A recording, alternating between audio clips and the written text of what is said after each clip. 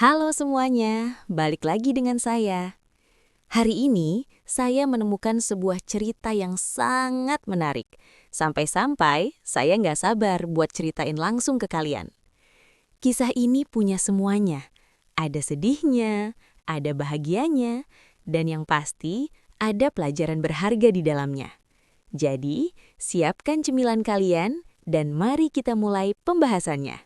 Sebelum kita masuk ke ceritanya, aku ajak kalian absen dulu dong. Yuk dukung channel ini dengan cara tekan tombol like dan subscribe sekarang juga. Terus ramaikan kolom komentar di bawah ya. Tulis nama, asal kota, dan ketik hadir.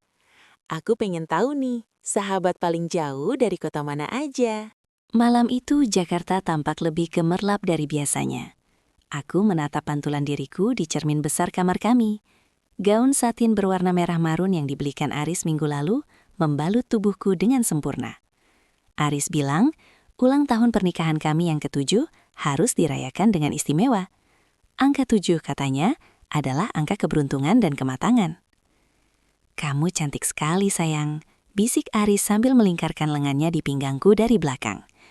Ia mengejuk bahuku, sebuah sentuhan yang biasanya membuatku merasa menjadi wanita paling beruntung di dunia. 7 tahun, Aris. Tidak terasa ya, kataku sambil tersenyum tulus. Aku membayangkan perjalanan kami, dari awal pernikahan yang sulit secara finansial saat Aris masih merintis karir, hingga kini ia sukses menjadi direktur di sebuah perusahaan logistik ternama. Aku telah mendampinginya melalui setiap badai, menjadi pendengar yang setia, dan ibu yang mendedikasikan seluruh waktu untuk anak-anak kami. Aris hanya mengangguk kecil.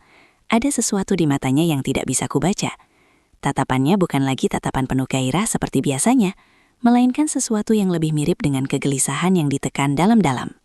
Aku mencoba mengabaikannya, menganggap itu hanyalah kelelahan akibat beban kerjanya yang tinggi.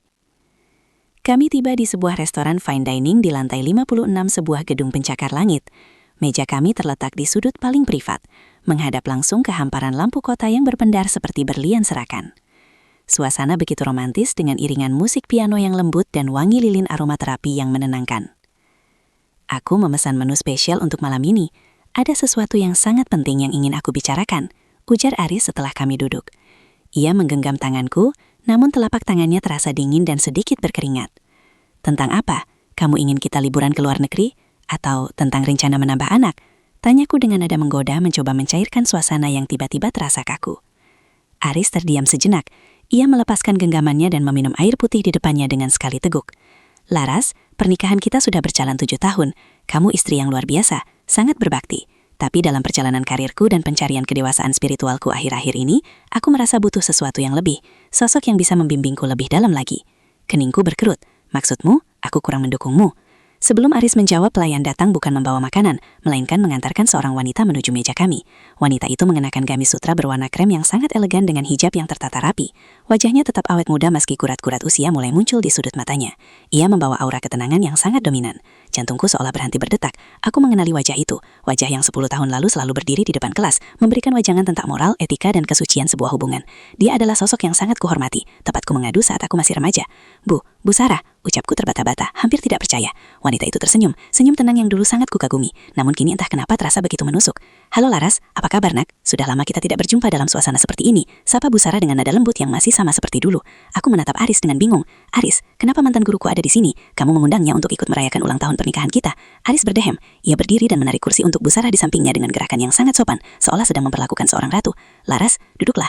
Aku mengundang Bu Sarah karena dia adalah alasan kenapa aku bisa tetap bijak dalam memimpin perusahaan setahun terakhir ini. Dan malam ini, di hadapanmu, aku ingin menyampaikan niat baikku. Aris menjeda kalimatnya, menatap Bu Sarah dengan penuh pemujaan yang belum pernah kulihat sebelumnya, bahkan padaku sekalipun. Aku ingin meminang Bu Sarah sebagai istri keduaku. Aku ingin dia menjadi bagian dari keluarga kita untuk membimbing kita bersama. Gelas anggur di tanganku terlepas, pecah berkeping-keping di atas lantai marmer yang dingin, persis seperti harga diriku yang hancur dalam sekali hentakan. Pecahan kaca di bawah meja seolah menjadi metafora hidupku yang baru saja hancur. Pelayan restoran segera datang untuk membersihkan. Namun Aris mengangkat tangannya, memberi isyarat agar kami dibiarkan sendiri. Keheningan yang menyusul kemudian jauh lebih memekakan telinga daripada suara gelas pecah tadi. Aku menatap Bu Sarah, wanita yang dulu mengajariku tentang kesetiaan dan kehormatan wanita dalam pelajaran budi pekerti itu, kini duduk dengan tenang di hadapanku. Tangannya terlipat rapi di atas meja. Tidak ada raut bersalah. Tidak ada binar malu. Bu Sarah, ini bercanda kan? Suaraku tercekat di tenggorokan. Ibu tahu saya istri Aris. Ibu yang dulu memuji betapa serasinya kami saat kami mengundang ibu ke pernikahan kami 7 tahun lalu. Bu Sarah menghela napas lembut. Sebuah helaan napas yang dulu sering ia lakukan sebelum memulai nasihat di kelas. Laras sayang, hidup ini adalah proses belajar yang tidak pernah berhenti. Dulu, ibu melihat kalian sebagai murid yang serasi. Namun waktu mengubah kebutuhan manusia. Aris datang kepada ibu setahun lalu, bukan sebagai mantan murid, tapi sebagai pria yang sedang mencari ketenangan jiwa. Ketenangan jiwa? Aku tertawa sinis. Air mata mulai menggenang. Dengan cara mengkhianati istrinya?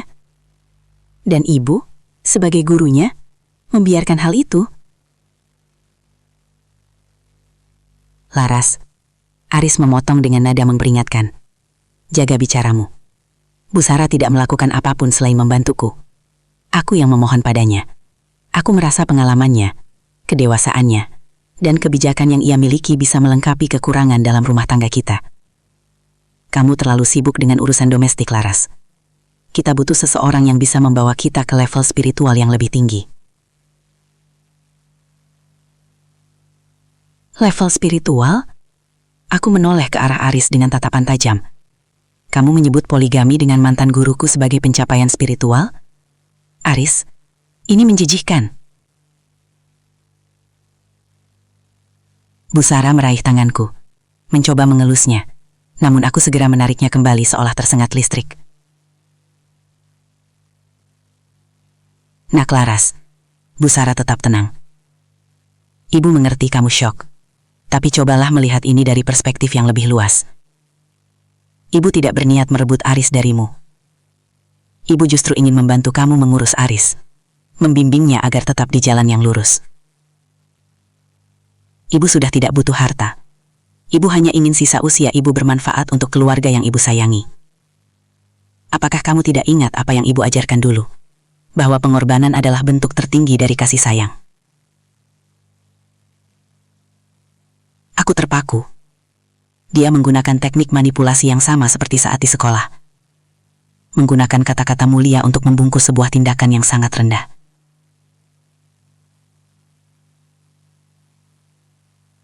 Ibu mengajarkan saya untuk menghormati orang tua dan menjaga martabat, kataku dengan suara bergetar. Tapi sekarang, ibu sedang mengajari saya bagaimana cara meruntuhkan martabat seorang wanita.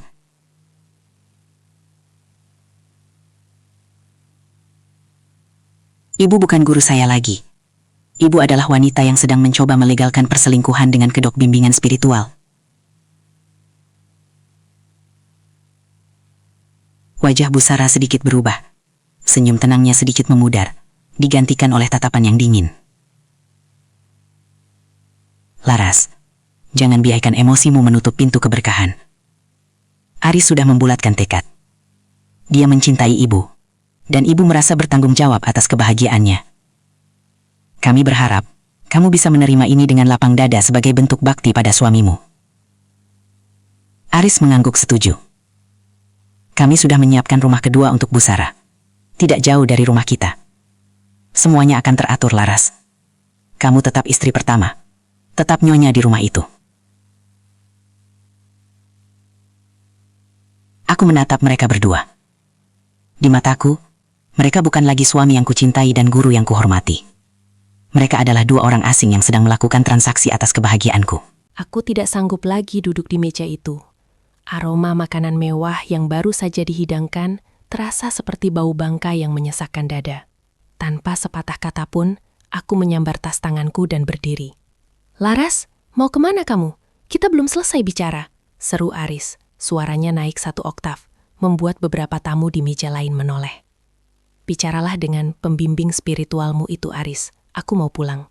Jawabku dingin tanpa menoleh lagi. Aku melangkah cepat menuju lift, mengabaikan panggilan Aris yang tertahan karena ia harus mengurus tagihan atau mungkin karena ia malu membuat keributan di tempat kelas atas itu. Sesampainya di rumah, aku langsung menuju kamar dan mengunci pintu. Badanku gemetar hebat. Aku merasa kotor, merasa bodoh karena selama ini mengagumi sosok Busara.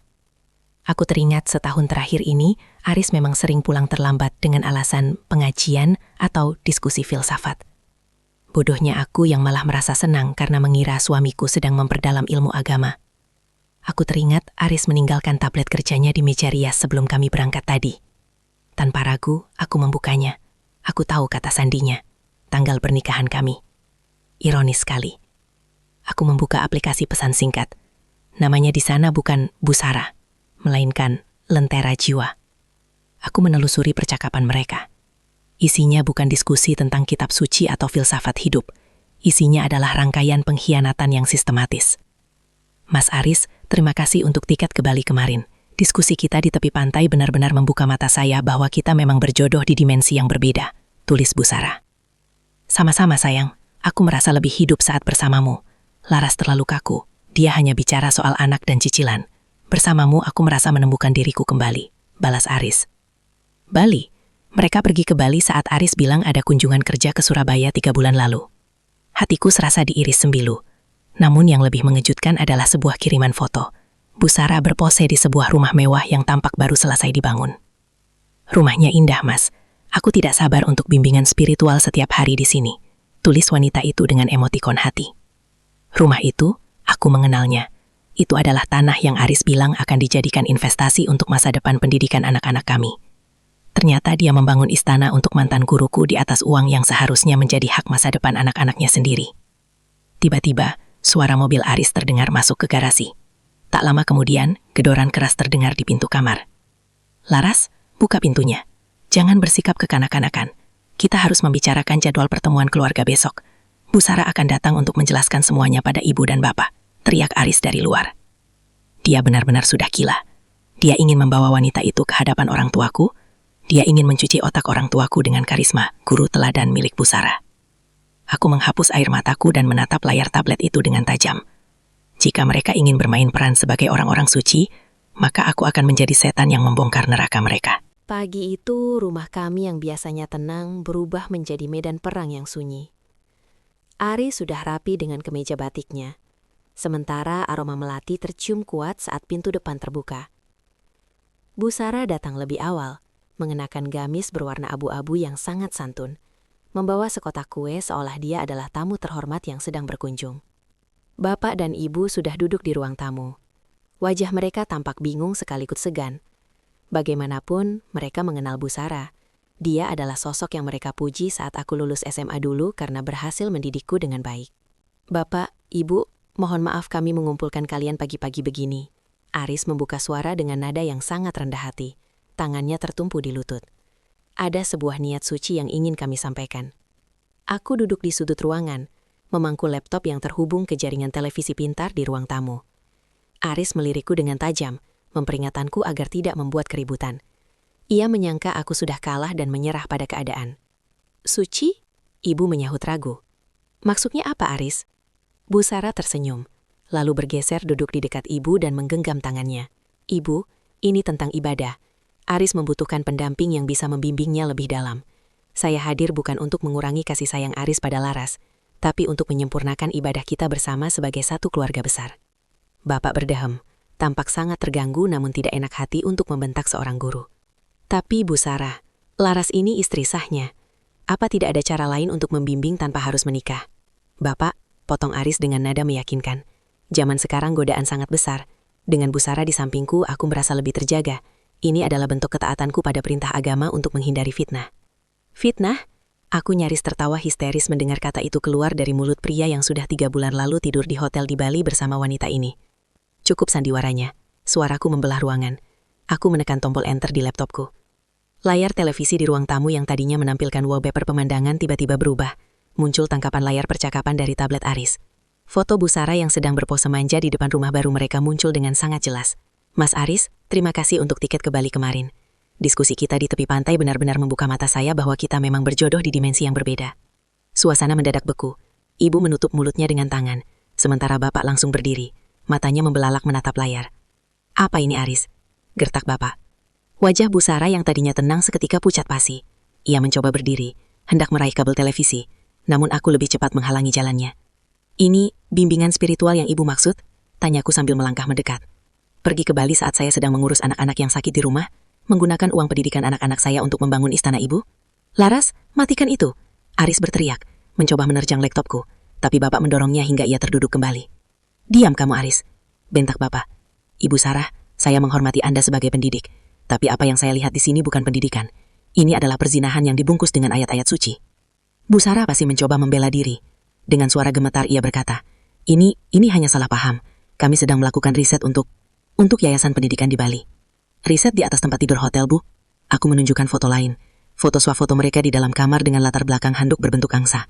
Anda mengajariku tentang etika selama 3 tahun di sekolah. Tapi sepertinya Anda butuh waktu seumur hidup untuk belajar apa itu rasa malu. Ruangan itu mendadak sunyi.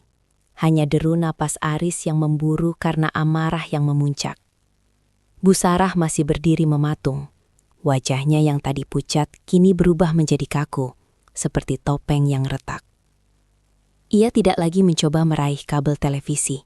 Sebaliknya, ia melipat tangannya di dada, mencoba mengembalikan sisa-sisa wibawa gurunya yang telah hancur. Cukup, Laras, bentak Aris sambil memukul meja kopi hingga vas bunga di atasnya bergetar. Kamu sudah keterlaluan. Kamu meretas privasiku, mempermalukan calon istrimu, dan menghina niat baik kami di depan orang tuamu sendiri. Niat baik? Ibu Laras bersuara. Suaranya parau karena kecewa. Aris, ibu tidak pernah menyangka kamu setega ini. Dan Ibu Sarah, Anda adalah contoh bagi anak saya. Bagaimana Anda bisa tidur tenang setelah merusak rumah tangga murid Anda sendiri? Bu Sarah menarik napas panjang, lalu menatap Ibu Laras dengan pandangan yang mendadak tajam. Ibu Laras, jangan hanya menyalahkan saya. Sebuah hubungan tidak akan terjadi jika tidak ada ruang yang kosong. Aris merasa kosong selama bertahun-tahun karena Laras terlalu sibuk menjadi ibu dan lupa menjadi istri. Saya hanya mengisi ruang yang ditinggalkan Laras. Aku tertawa, sebuah tawa yang kering dan menyakitkan. Mengisi ruang kosong? Atau mengincar aset yang saya bangun bersama Aris dari nol? Ibu tahu betul Aris sukses karena saya yang berhenti kerja untuk mendukungnya, agar dia bisa fokus pada karirnya. Dan sekarang ibu datang untuk memanen hasilnya. Aris berdiri, melangkah mendekatiku hingga jarak kami hanya beberapa senti. Matanya merah, penuh kebencian yang belum pernah kulihat. Dengar Laras, karena kamu sudah menghancurkan suasana ini, maka aku tidak perlu lagi bersikap manis. Aku tetap akan menikahi Bu Sarah. Dan jika kamu terus bersikap seperti ini, aku akan menceraikanmu, mengusirmu dari rumah ini, dan memastikan kamu tidak akan mendapatkan hak asuh anak-anak. Kamu tidak punya pekerjaan, Laras. Di mata hukum, aku yang lebih mampu. Duniaku serasa berhenti berputar. Ancaman itu adalah ketakutan terbesarku. Aris tahu persis di mana titik lemahku, anak-anak. Kamu mengancamku dengan anak-anak, bisikku lirih. Itu bukan ancaman, itu konsekuensi, sahut Aris dingin. Pilihannya sekarang ada di tanganmu. Terima Bu Sarah sebagai madumu, biarkan dia membimbing keluarga ini, dan kita hidup tenang. Atau kamu pergi dari sini tanpa membawa apapun, termasuk anak-anak kita. Bu Sarah kembali duduk, menyesap tehnya yang sudah dingin, seolah dia baru saja memenangkan sebuah argumen di kelas. Nak Laras, pikirkanlah masa depan anak-anak. Apakah kamu mau mereka tumbuh tanpa ayah, hanya karena egomu? Menjadi istri kedua tidak akan merubah statusmu sebagai ibu. Justru, kamu akan punya kakak yang bisa mengajarimu cara bersikap lebih bijak. Bapak Laras yang sejak tadi diam, tiba-tiba mendekati Aris. Kamu pikir harta dan kekuasaanmu bisa membeli sejalannya, Aris? Kamu salah. Daripada anak saya hidup dengan pria tidak bermoral seperti kamu, saya lebih baik membawanya pulang. Silahkan, Pak, tantang Aris dengan angkuh. Bawa Laras pulang, tapi anak-anak tetap di sini. Dan ingat, rumah yang Bapak banggakan di desa itu, bukankah cicilannya masih aku yang bayar? Sekali lagi, Aris menunjukkan betapa ia telah menyiapkan jerat ini sejak lama. Ia mengunci setiap celah pelarianku. Ia menggunakan uang dan jasa guruku untuk menghancurkan hidupku. Hening yang mencekam menyelimuti ruang tamu. Aku menatap lantai, melihat pecahan vas bunga yang belum dibersihkan. Di sanalah aku melihat bayangan diriku. Hancur, berserakan, dan diinjak-injak. Aris berdiri dengan dagu terangkat, merasa di atas angin karena baru saja melepaskan peluru terakhirnya. Ancaman hak asuh anak dan ekonomi keluarga. Ibu menangis terseduh di pundak bapak. Hatiku hancur melihat orang tuaku dihina oleh menantu yang dulu mereka banggakan. Namun, saat aku melirik Bu Sarah, wanita itu sedang merapikan lipatan gamisnya dengan senyum penuh kemenangan yang sangat tipis. Di matanya, aku bukan lagi muridnya, melainkan saingan yang baru saja ia taklukkan. Aku menarik napas panjang, menelan semua kemarahan dan harga diriku dalam-dalam. Jika aku melawan sekarang dengan tangan kosong, aku akan kehilangan segalanya. Aku butuh waktu. Aku butuh akses. Baik, suaraku keluar dengan nada datar, nyaris tak berjiwa. Aris mengerutkan kening. Apa maksudmu baik? Aku setuju, kataku sambil mendongak, menatap Aris tepat di matanya. Aku melihat kilat kejutan di sana. Aku akan menerima pernikahan ini. Aku akan membiarkan Bu Sarah masuk ke keluarga kita. Demi anak-anak. Aku tidak ingin mereka kehilangan ayahnya, dan aku tidak ingin orang tuaku kehilangan tempat tinggal. Bu Sarah langsung berdiri dan mendekatiku. Laras, itu keputusan yang sangat dewasa. Ibu tahu kamu anak yang baik dan berbakti. Ia mencoba memelukku, dan kali ini aku membiarkannya. Pelukannya terasa seperti lilitan ular, dingin dan licin. Tapi ada syaratnya, potongku sebelum Aris sempat bersorak. Apa? Tanya Aris waspada. Aku ingin semua aset yang kita bangun selama 7 tahun ini dikelola secara transparan. Aku ingin namaku ada di dalam akta rumah baru yang kamu bangun untuk Bu Sarah sebagai jaminan masa depan anak-anak. Jika Ibu Sarah bilang dia tidak butuh harta dan hanya ingin membimbing, harusnya dia tidak keberatan, kan? Bu Sarah terdiam. Wajah tenangnya sedikit menegang. Aris tampak ragu, namun ia ingin segera melegalkan hubungannya. Tentu saja, jawab Aris cepat, seolah takut aku akan berubah pikiran.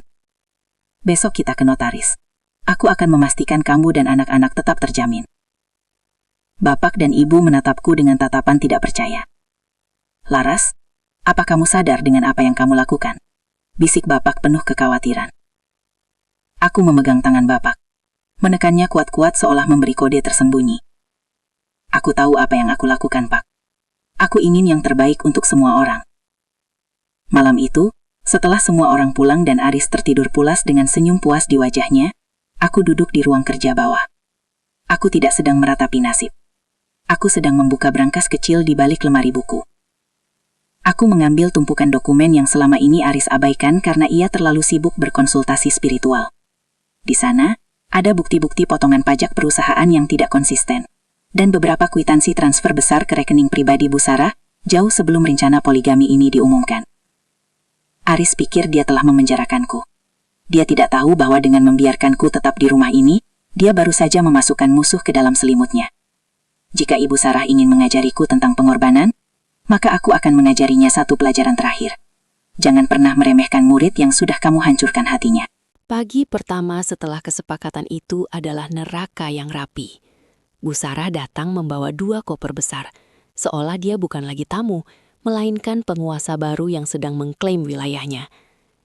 Aris menyambutnya dengan binar mata yang memuakkan, sementara aku berdiri di ambang pintu dapur, memegang spatula seolah itu adalah pedang.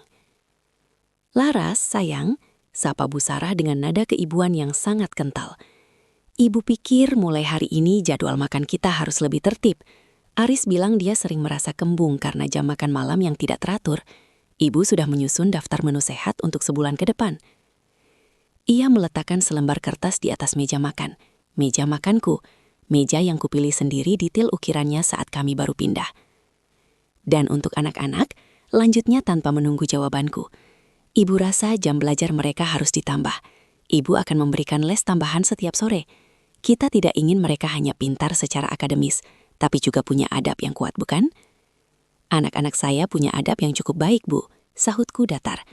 Mereka tahu cara menghormati orang lain, termasuk menghormati komitmen pernikahan orang tua mereka. Aris yang baru keluar dari kamar mandi berdehem keras. "Laras, jangan mulai lagi. Bu Sarah hanya ingin membantu. Beliau punya pengalaman puluhan tahun mendidik anak orang lain. Tentu dia lebih tahu dari kita." Aku tersenyum tipis. Senyum yang kupelajari dari Bu Sarah sendiri. Senyum yang menyembunyikan belati di belakangnya. "Tentu, Mas. Aku sangat menghargai niat Ibu Sarah. Bahkan, aku sudah menyiapkan kejutan kecil sebagai tanda terima kasih atas kesediaan beliau membimbing keluarga kita." Aku menyerahkan sebuah amplop coklat kepada Aris. "Ini dokumen notaris yang kita bicarakan semalam. Aku sudah menghubungi Pak Baskoro, rekan bisnismu. Beliau sudah menyiapkan draft pengalihan aset dan pembagian dividen perusahaan sebagai jaminan masa depan anak-anak." Aris menerima amplop itu dengan wajah cerah. Ia tidak menyadari bahwa Pak Baskoro bukan sekedar rekan bisnisnya, tapi adalah kakak kelasku yang dulu sangat membenci Bu Sarah karena kasus diskriminasi nilai di sekolah. "Wah, kamu cepat sekali, Laras. Aku senang kamu kooperatif," ujar Aris sambil menandatangani lembar demi lembar dokumen itu tanpa membaca detail di bagian lampiran. Sebuah poin yang menyatakan bahwa jika terjadi penggelapan dana perusahaan oleh pihak ketiga, termasuk istri kedua, maka seluruh aset pribadi Aris akan beralih secara otomatis ke wali anak-anak. Aku. Bu Sarah mendekat, mencoba mengintip dokumen itu. "Aset perusahaan? Bukankah itu terlalu teknis untuk urusan rumah tangga Aris?" "Ini untuk keamanan, Bu," jawabku cepat sambil mengambil kembali dokumen yang sudah ditandatangani. "Ibu bilang ibu tidak butuh harta kan? Jadi ibu pasti setuju jika harta ini dikunci rapat untuk anak-anak." Mata Bu Sarah menyipit. Untuk pertama kalinya aku melihat keraguan di wajahnya yang tenang. Ia mungkin ahli dalam memanipulasi perasaan, tapi dia buta soal hukum korporasi. "Oh, tentu saja," jawabnya pelan, meski sudut bibirnya berkedut. "Tepat," balasku, "dan titipan itu harus dijaga dari orang yang suka meminjam tanpa izin. Ngomong-ngomong, Bu, tadi ada telepon dari seorang pria bernama Henry ke telepon rumah. Dia bilang mencari ibu soal tunggakan yang sudah jatuh tempo. Saya bilang ibu sekarang tinggal di sini, jadi mungkin dia akan datang kemari sore nanti." Wajah Bu Sarah seketika berubah pasi. Gelas teh yang dipegangnya bergetar hebat. Nama Henry bukanlah nama asing. Itu adalah nama penagih hutang dari firma pinjaman yang sering kulihat di catatan transfer rahasia Aris. Permainan baru saja dimulai, dan kali ini aku yang memegang papan catur. Sore itu, suasana rumah yang seharusnya tenang karena bimbingan spiritual Bu Sarah berubah menjadi ajang penghakiman. Sebuah mobil SUV hitam berhenti tepat di depan gerbang. Dua pria berbadan tegap dengan jaket kulit hitam turun dan menekan bel rumah kami berkali-kali tanpa henti. Aris yang baru pulang kerja mengerutkan kening. "Siapa itu, Laras? Kenapa kasar sekali?" "Entahlah, Mas, mungkin kerabat Bu Sarah," jawabku santai sambil mengelap piring di dapur. Bu Sarah, yang sedang membacakan buku cerita untuk anak-anak di ruang tengah, mendadak membeku.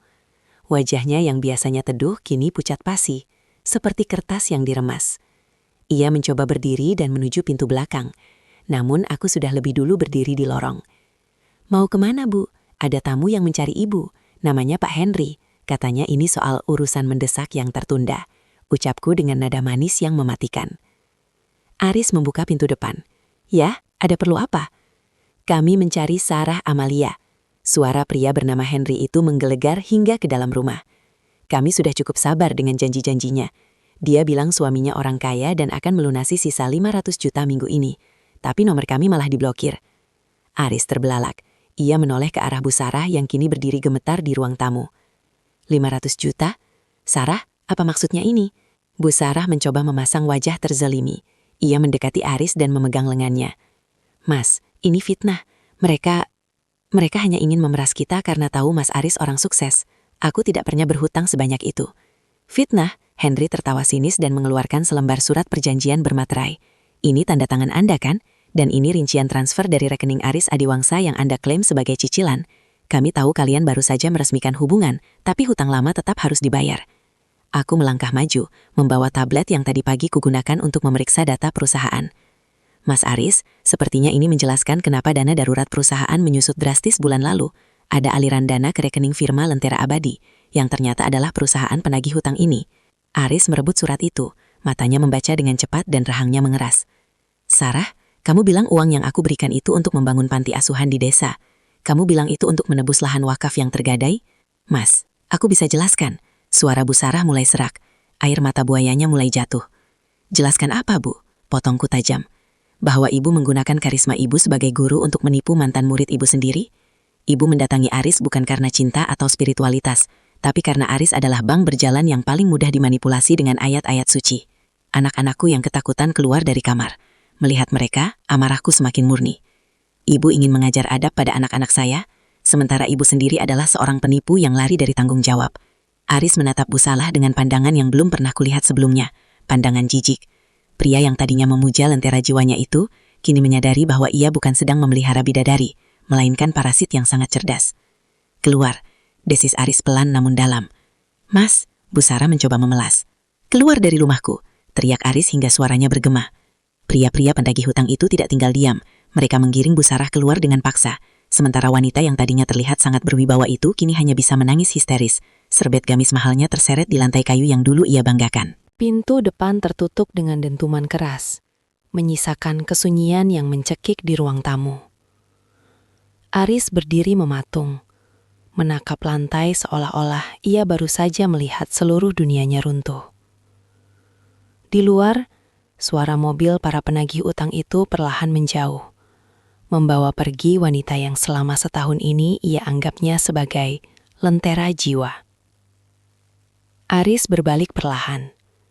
Wajahnya yang tadi angkuh kini kuyu dan hancur. Ia menatapku dengan mata yang memerah, lalu tiba-tiba lututnya lemas. Ia berlutut di depanku, tepat di atas karpet tempat Bu Sarah tadi duduk dengan sombongnya. Laras, aku minta maaf. Suaranya serak, nyaris berbisik. Aku buta, aku tertipu oleh kata-katanya.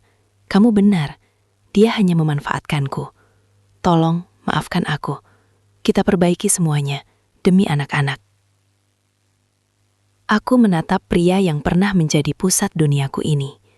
Tidak ada rasa haru melihatnya memohon. Yang ada hanyalah rasa hampa yang amat sangat.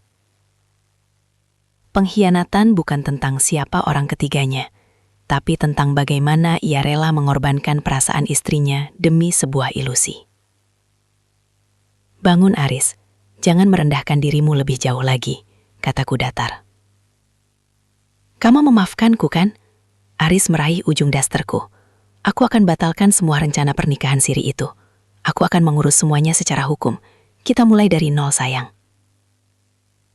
Aku menarik napas panjang dan mengambil amplop coklat yang masih tergeletak di meja samping. Kita memang akan mulai dari nol Aris. Tapi bukan kita sebagai suami istri. Dan nol yang kumaksud adalah posisi finansialmu. Aris mendongak, keningnya berkerut. Apa maksudmu? Kamu ingat dokumen notaris yang kamu tanda tangani kemarin dengan penuh semangat karena ingin menyenangkan Bu Sarah? Aku mengeluarkan lembar lampiran yang sengaja kusembunyikan di bawah tumpukan kertas kemarin. Poin 4.2 menyatakan bahwa jika pihak suami terbukti melakukan penyalahgunaan dana perusahaan untuk kepentingan pihak ketiga, tanpa persetujuan istri pertama, maka seluruh saham pengendali dan aset yang diagunkan beralih secara mutlak kepada pihak wali anak-anak. Aris merebut kertas itu, membacanya dengan tangan bergetar. Penyalahgunaan dana, tapi aku hanya memberikan pinjaman. 500 juta untuk membayar utang pribadi seorang wanita yang bukan keluargamu, menggunakan akun darurat perusahaan, Aris. Itu adalah penggelapan dalam jabatan. Potongku tajam. Tadi siang, Pak Baskoro sudah menyerahkan bukti transfer itu ke Dewan Komisaris. Mereka sudah memutuskan untuk mencopot posisimu sebagai direktur utama sore ini. Aris terbelalak. Wajahnya berubah pucat pasi, lebih pucat dari Bu Sarah tadi. Kamu menjebakku. Laras, aku suamimu. Suami yang mengancam akan mengambil anak-anakku. Suami yang menghina orang tuaku karena cicilan rumah. Aku mendekatkan wajahku padanya. Kamu yang memulai perang ini dengan membawa monster ke dalam rumah kita. Aku hanya memastikan monster itu tidak membawa lari masa depan anak-anakku. Aris mencoba berdiri. Amarah kembali muncul di matanya. Aku bisa menuntut ini. Ini penipuan. Silahkan, jawabku tenang. Tapi ingat, dokumen itu sah secara hukum. Dan jangan lupa, aku masih punya rekaman percakapan lentera jiwa di Bali yang bisa kujadikan bukti perselingkuhan di pengadilan agama untuk memastikan kamu tidak akan mendapatkan 1 sen pun dari harta Gonogini. Aris terduduk di sofa, menutup wajahnya dengan kedua tangan. Ia baru menyadari bahwa dalam upayanya mencari pendamping spiritual, ia telah kehilangan segalanya, pekerjaan, kekayaan, dan kehormatannya. 3 bulan kemudian, gedung pengadilan agama itu tampak kokoh di bawah terik matahari pagi. Aku melangkah keluar dengan map biru di pelukan, merasakan hembusan angin yang seolah membawa pergi beban seberat ribuan ton dari pundakku. Hari ini, ketuk palu hakim meresmikan status baruku. Aku bukan lagi istri dari Aris Adiwangsa, dan aku bukan lagi tawanan dari bayang-bayang guruku sendiri. Di selasar pengadilan, aku melihat Aris. Ia duduk di kursi tunggu dengan kemeja yang tampak kusam dan rambut yang tidak lagi tertata rapi. Ia tidak lagi memiliki supir pribadi atau ajudan yang membawakan tasnya. Setelah pencopotan jabatan dan pengalihan aset, ia kini hanya seorang pria biasa yang sedang berjuang mencari pekerjaan baru di tengah nama baiknya yang tercemar. Ia menatapku saat aku lewat. Tidak ada amarah lagi di matanya. Hanya ada kehampaan yang dalam. Laras, panggilnya lirih. Aku berhenti, namun tidak mendekat. Ya? Anak-anak, apa aku bisa melihat mereka akhir pekan ini? Sesuai kesepakatan pengadilan Aris, kamu bisa menemui mereka di rumah Bapat. Tapi jangan pernah bawa siapapun ke hadapan mereka tanpa izinku. Jawabku tegas, namun tenang. Aku sudah tidak menyimpan dendam, tapi aku juga tidak memiliki sisa ruang untuk kepercayaan. Aris mengangguk lemah. Aku dengar, Sarah masuk penjara? Aku hanya tersenyum tipis. Kasus penipuan Bu Sarah meledak setelah beberapa mantan murid lainnya berani bersuara. Ternyata, Aris bukan satu-satunya korban bimbingan spiritual berbayar milik wanita itu. Ia terjerat pasal berlapis mengenai penggelapan dan penipuan terorganisir. Sosok guru teladan itu kini hanya menjadi catatan hitam di kepolisian. Aku melanjutkan langkahku menuju parkiran. Di sana, Pak Baskoro sudah menungguku. Semua dokumen serah terima jabatan direksi sudah siap laras.